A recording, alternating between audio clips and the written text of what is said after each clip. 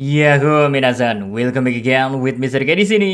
Ya, One Piece chapter 1041 benar-benar bikin Mr. K gregetan sebenarnya ya. Banyak banget informasi menarik yang bisa dibahas di konten 3AM. Salah satunya tentang kabar burung atau rumor yang diomongin sama pihak Gorose ke bosnya CP0.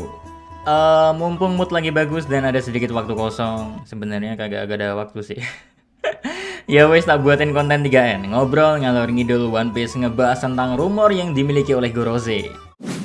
Guys, semua teka-teki rumor ini dimulai di chapter 1041 di mana setelah salah satu agen CP0 ada yang berhasil dikalahin sama Izo, satu agen lainnya menerima telepon dari Gorose yang menyuruh dia untuk menghabisi Luffy yang sedang bertarung dengan Kaido. Lalu gak perlu menunggu lama, di chapter 1042 pada momen terakhir kita dikasih lihat kalau bener aja sih bos dari CP0 tiba-tiba muncul di atas atap tengkorak Onigashima dan langsung menahan badan Luffy dari belakang sehingga Luffy gak bisa melancarkan serangannya, sementara Kaido jadi berhasil memukul Luffy dengan sangat telak. Well, hal ini tentu menjadi sangat menarik soalnya kita semua tahu pada awalnya agen CP0 datang ke negeri Wano Kuni untuk mencoba kembali menangkap Nico Robin. Hal itu menjadi alasan kedatangan yang sangat masuk akal mengingat Nico Robin Oni-chan adalah satu-satunya orang yang tersisa dari Ohara dan menjadi ancaman serius bagi pihak pemerintahan dunia. Namun anehnya meski udah punya misi sepenting itu, tiba-tiba aja pihak Gorose seakan berubah pikiran hanya karena dia mendengar suatu rumor belaka. Hal ini tentu menarik karena kalau rumor itu belum jelas kebenarannya, namun melihat Gorose lebih mementingkan sebuah rumor daripada Nico Robin,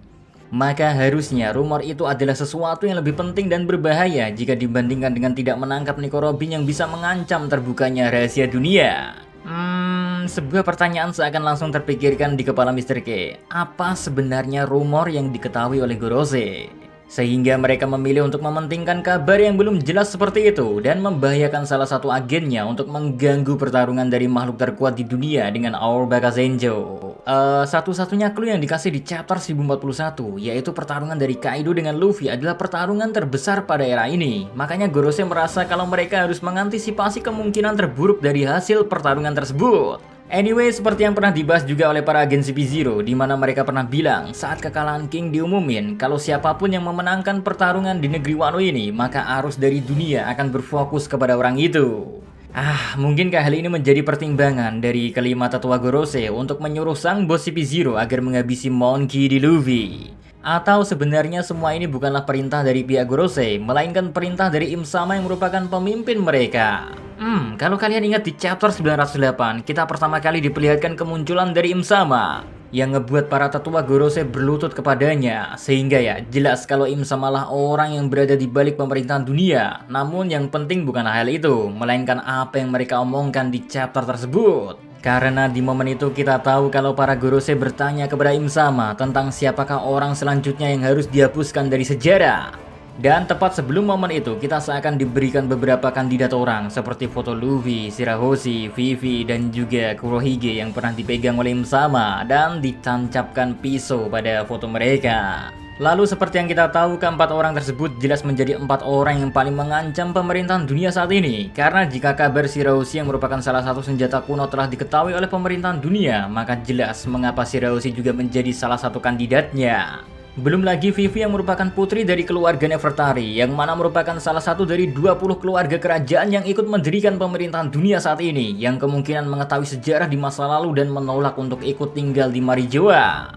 Semua itu menjadi pertimbangan yang mungkin ngebuat Vivi menjadi salah satu kandidat untuk dihapuskan. Soalnya jika Vivi berhasil dihapuskan, maka keluarga Nefertari gak akan memiliki generasi penerus. Selanjutnya Kurohige yang baru aja jadi salah satu Yonko dan mengambil buah iblis milik mendiang Shirohige. Dia juga adalah penyandang nama D. Jadi keberadaan Kurohige tentu jadi ancaman yang sangat serius bagi pemerintahan dunia juga. Dan terakhir ada Luffy yang jelas menjadi ancaman baru. Bahkan sebelum pertarungannya dengan Kaido dimulai, apalagi semua orang udah tahu kalau Luffy adalah anak dari orang paling berbahaya di dunia, yaitu Monkey D. Dragon. Juga Luffy adalah penyandang nama D yang paling fenomenal, yang bisa aja membawa Fajar ke dunia ini. Kalau dari empat orang itu dan kita lihat Luffy yang dipilih untuk dihapuskan oleh pihak pemerintahan dunia, maka satu-satunya alasan yang masuk akal adalah karena rumor yang mereka ketahui adalah akan datangnya seorang yang meneruskan tekad dari Joy Boy, yang mana orang itu akan membawa Fajar ke dunia ini. Jika emang benar rumor itu yang diketahui oleh pihak pemerintahan dunia, bukankah masuk akal mengapa menghabisi Monkey D. Luffy saat ini jauh lebih penting daripada menangkap Nico Robin?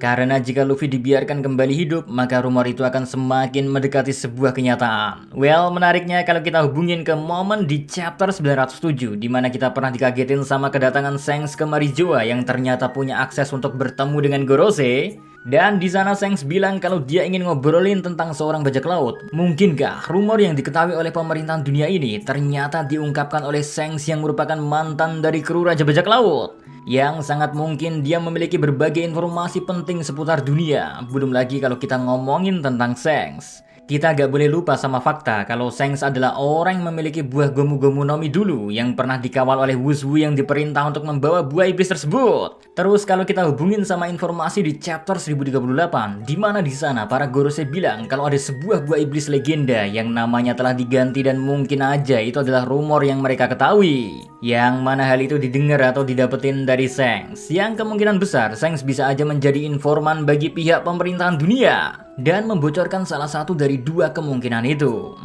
Jika buah iblis yang dimaksud oleh pemerintahan dunia bukanlah Gomu-Gomu no Mi, maka mungkinkah rumor yang mereka miliki adalah tentang seseorang yang bisa mendatangkan Fajar atau the next Joy Boy? Namun ngelihat kekalahan Maha di tangan Izo ngebuat sebuah pertanyaan lainnya muncul. Meski kita belum dikasih tahu apa rumor yang dimaksud oleh pihak Gorose itu, lalu bos CP0 memutuskan untuk mengganggu jalannya pertarungan antara Kaido dengan Luffy. Bukankah secara gak langsung kita dikasih lihat kalau kekuatan dari agen CP0 masih jauh jika dibandingkan dengan para Yonko atau bahkan Luffy yang sekarang? Buktinya aja Izo yang cedera saja mampu mengalahkan salah satu agen CP0 bernama Maha, yang mana pertarungan itu aja belum diketahui apakah 1 lawan 1 atau 2 lawan 1. Karena kita tahu saat itu ada dua agen CP0 yang berpapasan dengan Izo dan keduanya dihentikan oleh Izo setelah mereka bilang kalau mereka buru-buru soalnya punya urusan dengan bajak laut Tobi Jerami. Sehingga kemungkinan besar jika emang harus memberikan gangguan, tetap aja yang mungkin mengalahkan Luffy bukanlah bos dari CP0, melainkan paling Kaido yang kembali bisa menjatuhkan Luffy. Dan bener aja, hal inilah yang terjadi di chapter 1042. Di mana cara yang dipilih oleh bos CP0 adalah dengan menahan Luffy sehingga Kaido bisa memukulnya dengan bebas sampai Our Bakasencho keadaannya sangat parah. Cuman balik lagi, ngomongin tentang rumor yang diketahui oleh pihak pemerintahan dunia, emang bikin rasa penasaran kita makin gak habis-habis. Emang dasar ya, sekalinya muncul Gorose tuh selalu ngasih potongan-potongan misteri baru. Ya, kita tunggu aja, semoga dalam chapter-chapter dekat, semua misteri yang muncul ini bakalan dijelasin sejelas-jelasnya. Soalnya harusnya pertarungan Kaido sama Luffy udah di puncaknya, yang berarti arc Wano Kuni juga udah mencapai puncak. Dan kita tunggu aja apa yang bakalan terjadi setelah pertarungan antara bajak laut gila ini selesai di Pulau Onigashima. Soalnya masih ada Zunisha yang menunggu perintah dari Momo. Lalu nasib dari bos CP0 sendiri juga masih belum jelas. Ya, we just wait aja lah. So, segitu aja buat 3N kali ini. See you again next time. Adios, Karamelo. Stay safe everyone. Salam anime.